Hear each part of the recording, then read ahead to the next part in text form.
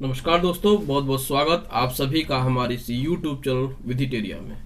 और दोस्तों, आज के इस वीडियो में हम लोग जानेंगे पति और पत्नी आपस में यदि वह म्यूचुअल रूप से डाइवोर्स लेना चाहते हैं और इसके लिए वे फैमिली कोर्ट में जाते हैं और वहाँ पे वो डाइवोर्स को फाइल कर देते हैं, तो वहाँ पे उन्हें जो 6 महीने का टाइम मिलता है, अगर वो उस 6 महीने के टाइम में अलग अलग रह रहे हैं और पत्नी पति के ऊपर मेंटेनेंस के लिए केस फाइल करती है अंडर सीआरपीसी के सेक्शन 125 के अंतर्गत, और जब कोर्ट व्यक्ति से कहता है कि आप अपनी पत्नी को मेंटेनेंस दीजिए,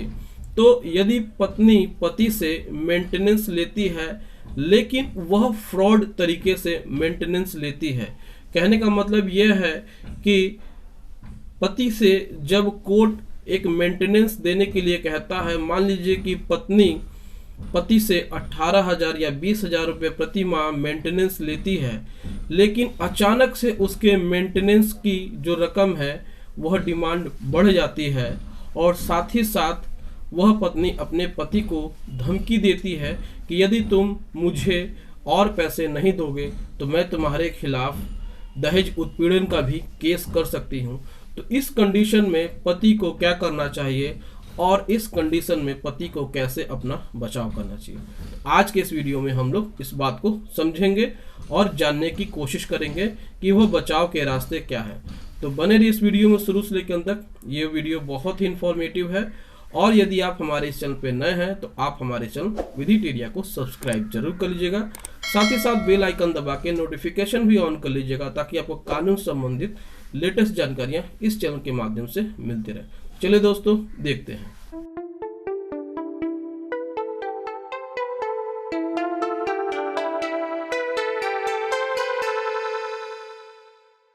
दोस्तों देखिए, जब भी कोई पति पत्नी आपस में तलाक लेने के लिए तलाक की अर्जी दाखिल करते हैं परिवार न्यायालय में,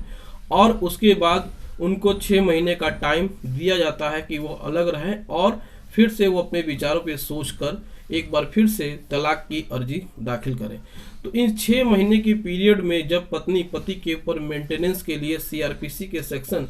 125 के अंतर्गत मेंटेनेंस के लिए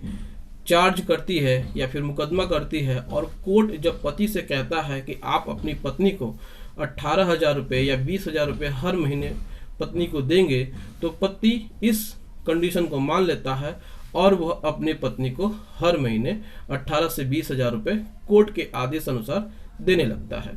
लेकिन यहाँ पे कंडीशन और बात तब बिगड़ती है जब पत्नी अचानक से पति से और पैसों की डिमांड करने लगती है और उसे झूठे मुकदमों में फंसाने की कोशिश करने लगती है। तो यहाँ पे पति डर जाता है और वह पत्नी की बातों को मानने लगता है। यदि आप यहाँ पे थोड़ी सी चालाकी से काम करेंगे तो आप पत्नी के उस झूठे मुकदमे के डर से बच सकते हैं, और जो ज़्यादा मेंटेनेंस की डिमांड कर रही है उसको भी देने से बच सकते हैं। तो यहाँ पे आपको 2 काम करने हैं। सबसे पहले तो आप अपने पत्नी के खिलाफ एविडेंस को इकट्ठा कर सकते हैं, और इसमें यह दर्शा सकते हैं कि जब हम अलग रह रहे हैं और जब हमने म्यूचुअल कंसेंट से यानी आपसी सहमति के आधार पे तलाक की अर्जी दाखिल की है, तो हम कैसे अपनी पत्नी के साथ किसी भी प्रकार से घरेलू हिंसा कर सकते हैं, या फिर हम उसे कैसे दहेज के लिए उत्पीड़ित कर सकते हैं या फिर दहेज की मांग कर सकते हैं। कहने का मतलब यह है कि सिंपल शब्दों में कि जब पति और पत्नी आपस में म्यूचुअल कंसेंट से अलग रह रहे हैं और तलाक के लिए अर्जी भी वो म्यूचुअल कंसेंट से आपसी सहमति के आधार पर भी दाखिल कर रहे हैं, तो अब पत्नी पति से ज़्यादा मेंटेनेंस पाने के लिए उसे झूठे मुकदमे में फंसाने के लिए अगर धमकी देती है और दहेज उत्पीड़न और घरेलू हिंसा जैसे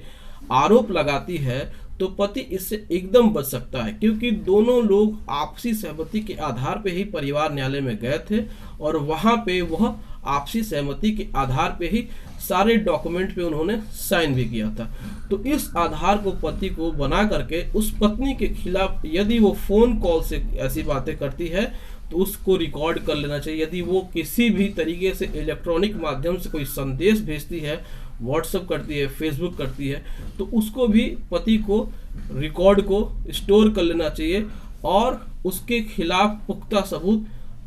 जमा कर लेने चाहिए और उसको अपने परिवार न्यायालय में और अपने नज़दीकी पुलिस स्टेशन में जा करके उस पत्नी के खिलाफ एक प्राथमिक या फिर FIR दर्ज करवाना चाहिए और पत्नी के ऊपर एक केस भी करना चाहिए, ताकि आप मेंटेनेंस देने और अधिक मेंटेनेंस देने से बच सकें और पत्नी के उन झूठे आरोपों से भी अपना बचाव कर सकें। यदि आप इस प्रकार के काम करते हैं तो आप सुरक्षित भी रह सकते हैं और खुद को बचा भी सकते हैं, क्योंकि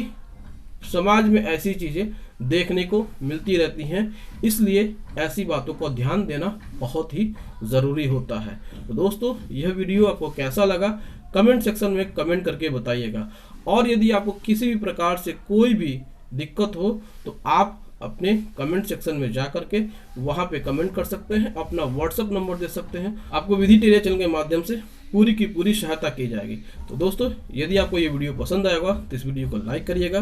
शेयर करिएगा और हमारे चैनल विधिटेरिया को सब्सक्राइब करके अपना प्यार और अपना बहुमूल्य सपोर्ट जरूर प्रदान करिएगा। Thank you so much. जय हिंद।